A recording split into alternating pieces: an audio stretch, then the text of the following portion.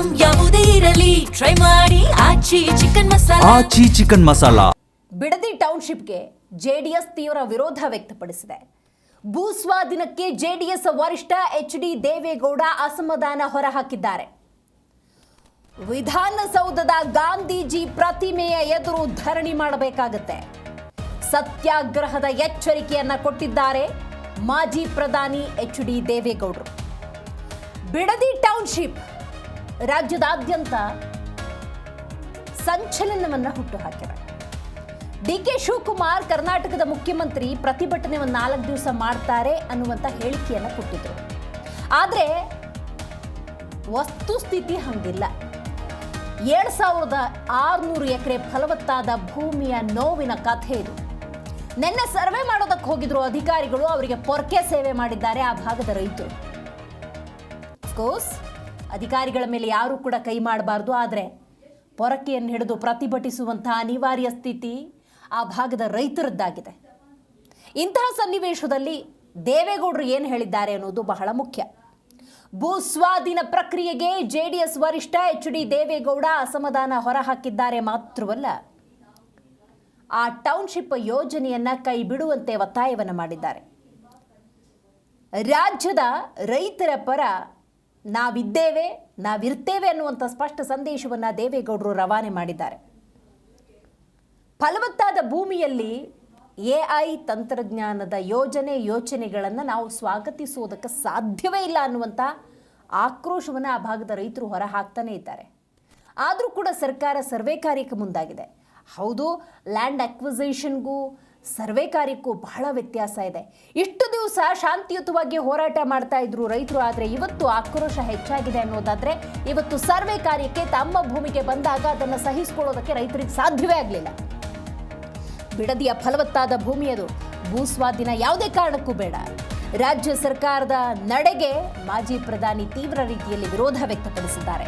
ರೈತರ ಪರ ಬೀದಿಗಿಳಿಯೋದಕ್ಕೆ ದಳಪತಿಗಳು ಸರ್ವಸಿದ್ಧ ಅನ್ನುವಂಥ ಸಂದೇಶವನ್ನ ರವಾನೆ ಮಾಡಿದ್ದಾರೆ. ಯಾವುದೇ ಕಾರಣಕ್ಕೂ ಬಿಡದಿ ಟೌನ್ಶಿಪ್ ಬೇಕಿಲ್ಲ. ರಾಜ್ಯ ಸರ್ಕಾರಕ್ಕೆ ಮಾಜಿ ಪ್ರಧಾನಿ ದೇವೇಗೌಡರು ಒತ್ತಾಯ ಮಾಡಿದ್ದಾರೆ. ಬೆಂಗಳೂರಿನ ಜೆಡಿಎಸ್ ಕಚೇರಿಯಲ್ಲಿ ದೇವೇಗೌಡರು ಹಲವು ವಿಚಾರಗಳನ್ನು ಪ್ರಸ್ತಾಪ ಮಾಡಿದ್ದಾರೆ. ಮಾಡಲೇಬೇಕಾದಂಥ ಪರಿಸ್ಥಿತಿ, ಯಾಕಂದ್ರೆ ಇದು ರೈತರ ವಿಚಾರ, ಪಕ್ಷಾತೀತವಾಗಿ ಯೋಚನೆ ಮಾಡಬೇಕಾದಂತಹ ವಿಚಾರ ಇದು. ನಾನು ಹಲವಾರು ಸಂದರ್ಭಗಳಲ್ಲಿ ಉಲ್ಲೇಖ ಮಾಡಿದ್ದೇನೆ. ಒಂದೇ ಒಂದು ಗಂಟೆ ಈ ಭೂಮಿಗೂ ನನಗೂ ಸಂಬಂಧ ಇಲ್ಲ ಅಂತ ರೈತ ಕೈಕಟ್ಟಿ ಕೂತ್ಕೊಂಡ್ರೆ ಅದೇ ಭೂಮಿಯ ಮಣ್ಣನ್ನು ಜನ ತಿನ್ನಬೇಕಾಗತ್ತೆ. ಅಂಥ ರೈತನ ಧ್ವನಿಯನ್ನು ಆಲಿಸಬೇಕಾಗಿದೆ ಕರ್ನಾಟಕ ಕಾಂಗ್ರೆಸ್ ಸರ್ಕಾರ. ರೈಟ್, ಡಾಕ್ಟರ್ ಜಿ ಪರಮೇಶ್ವರ್ ಇರ್ಬೋದು, ಪ್ರಿಯಾಂಕ್ ಖರ್ಗೆ ಇರ್ಬೋದು, ಹಲವಾರು ಸಂದರ್ಭಗಳಲ್ಲಿ ಉಲ್ಲೇಖ ಮಾಡಿದ್ದಾರೆ. ರೈತರ ವಿರೋಧ ಕಟ್ಕೊಂಡು ಯಾವುದೇ ಕಾರಣಕ್ಕೂ ನಾವು ಯಾವುದೇ ಟೌನ್ಶಿಪ್ಪನ್ನು ಮಾಡೋದಕ್ಕಾಗೋದಿಲ್ಲ ಅಂತ ಹೇಳಿ ಈ ವಿರೋಧ ಕಾಣ್ತಿದ್ದಾಗ ಸರ್ಕಾರದ ನಡೆ ಹೇಗಿರುತ್ತೆ ಅನ್ನೋದು ಬಹಳ ಮುಖ್ಯ. ಮತ್ತೊಂದು ಅಪ್ಡೇಟ್, 40% ಜನ ಹಳ್ಳಿ ಬಿಟ್ಟು ಬೆಂಗಳೂರಿಗೆ ಬಂದಿದ್ದಾರೆ. ಹಳ್ಳಿ ಬಿಟ್ಟವರು ಮಾತ್ರ ಜಮೀನು ತಗೊಳ್ಳಿ ಅಂತಿದ್ದಾರೆ. ಕೇವಲ 17 ಎಕರೆ ಭೂಮಿ ಮಾತ್ರ ಮಾರಾಟಕ್ಕೆ ಒಪ್ಪಿದ್ದಾರೆ. ಇನ್ನುಳಿದದ್ದು ಸರ್ಕಾರಿ ಗೋಮಾಳ. ಇದು ಸುಳ್ಳಿನ ಸರ್ಕಾರ. 500 ಎಕರೆ ಸ್ವಾಧೀನ ಮಾಡಿದ್ದೇವೆ ಅಂತ ಸರ್ಕಾರ ಮತ್ತೊಂದು ಕಡೆ ಹೇಳ್ತಾ ಇದೆ. ಯಾವುದನ್ನು ನಂಬೋದು, ಯಾವುದನ್ನು ಬಿಡೋದು ಅನ್ನೋದು ದೇವೇಗೌಡರ ಪ್ರಶ್ನೆಯಾಗಿದೆ. ಒಬ್ಬ ರೈತ ವಿರೋಧ ಮಾಡಿದ್ರು ಅದು ವಿರೋಧವೇ, ಯಾಕಂದ್ರೆ ಅದು ಭೂಮಿ ವಿಚಾರ, ಫಲವತ್ತಾದ ಭೂಮಿಯ ವಿಚಾರ. ಹಾಗಾಗಿ ಸರ್ಕಾರ ಇತ್ತ ಕಡೆ ಗಮನ ಹರಿಸಲೇಬೇಕಾಗಿದೆ. ರೈತರ ಕಷ್ಟ ಅವುಗಳನ್ನ ಅರ್ಥ ಮಾಡಿಕೊಳ್ಳೋ ಶಕ್ತಿ. ಒಂದು ಕಡೆ ಕಾನೂನು ಪಾಲನೆ ಮಾಡಬೇಕು, ನಿಜ ಒಪ್ಕೊಳ್ತೀನಿ. ಆದರೆ ಎಂತೆಂಥ ಸಂದರ್ಭದಲ್ಲಿ ಸರ್ಕಾರ ಯಾವ ರೀತಿ ನಿರ್ಣಯಗಳನ್ನು ತೆಗೆದುಕೊಂಡಿದೆ, ನಾನು ಹಲವಾರು ಉದಾಹರಣೆಗಳನ್ನು ಕೊಡಬಲ್ಲೆ. ಅದು ಇವತ್ತು ಮಾತಾಡೋದಿಲ್ಲ. ನಾನು ಬಹುಶಃ ಇವತ್ತೇನು ನಿಮ್ಮ ಮುಂದೆ ನಾನು ಕೆಲವು ವಿಷಯ ನಿವೇದನೆ ಮಾಡಿದ್ದೇನೆ, ಇದ್ರ ಬಗ್ಗೆ ತಾವು ಏನು ದೃಷ್ಟಿ ಮಾಧ್ಯಮ, ಅಚ್ಚು ಮಾಧ್ಯಮ, ನಾವು ನಾಳೆ ಈ ನಾಡಿನ ಜನತೆಗೆ ತಾವೇನು ತಿಳಿಸ್ತೀರಿ, ಅದ್ರ ಮೇಲೆ ಸರ್ಕಾರದ ನಿಲುವು, ಅವರ ಮುಂದಿನ ಕ್ರಮ ಏನು ಅನ್ನೋದನ್ನು ಯೋಚನೆ ಮಾಡಿ ನನ್ನ ಕಾರ್ಯಕ್ರಮ ರೂಪಿಸ್ತೇನೆ. ನಾನು ಟಿ ವಿ ನೋಡಿದೆ, ಸದ್ಯಕ್ಕೆ ಈ ಸರ್ವೆ ಮಾಡ್ತಕ್ಕಂಥದ್ದನ್ನು ನಿಲ್ಲಿಸಿದ್ದೇವೆ ಅಂತೇಳಿ ಹೇಳಿದ್ದಾರೆ. ಸ್ವಾಗತಿಸ್ತೇನೆ.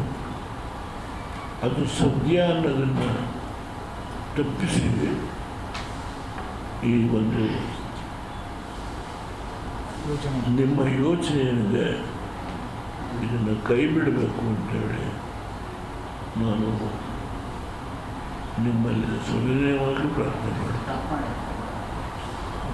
ಭಾರತೀಯ ಜನತಾ ಪಾರ್ಟಿಯವರು ಇದಕ್ಕೆ ಬೆಂಬಲ ಕೊಟ್ಟಿದ್ದಾರೆ, ಅವ್ರನ್ನ ಕೂಡ ಅಭಿನಂದಿಸ್ತೇನೆ.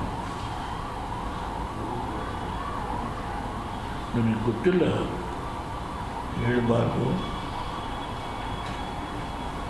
ಒಬ್ಬರು ನಿವೃತ್ತ ಸುಪ್ರೀಂ ಕೋರ್ಟ್ ನ್ಯಾಯಾಧೀಶರು ಅವರಾಗಿ ಹೋಗಿದ್ದಾರೆ, ಯಾರು ಹೇಳಿ ಹೋದ್ರಲ್ಲ.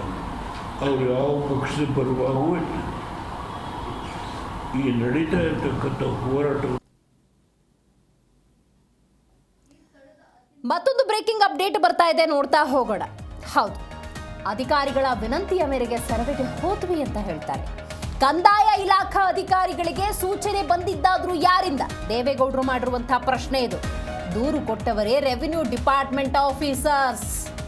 ರೈತರ ಮೇಲೆ FIR ಹಾಕಿದ್ದಾರೆ. DCSP ಮಾಡ್ತಿರುವಂತಹ ಕಳ್ಳಾಟ ಇದು.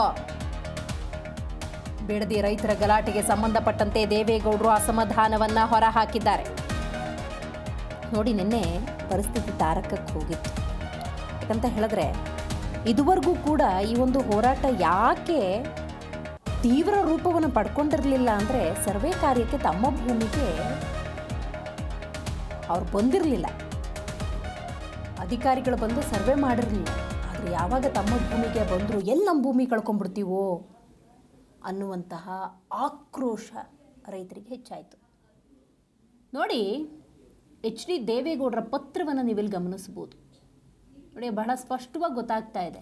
ನೋಡೋದ್ರಲ್ಲಿ ನಾವು ತೋರಿಸ್ತಾ ಇದ್ದೀವಿ, ವಿಧಾನಸೌಧದ ಆವರಣದಲ್ಲಿ ಗಾಂಧೀಜಿ ಪ್ರತಿಮೆಯ ಕೆಳಗೆ ಕುಳಿತು ಸತ್ಯಾಗ್ರಹ ನಡೆಸ್ತೇನೆ ಅನ್ನುವಂಥ ಸ್ಪಷ್ಟ ಸಂದೇಶವನ್ನು ರವಾನೆ ಮಾಡ್ತಾ ಇದ್ದಾರೆ ದೇವೇಗೌಡರು.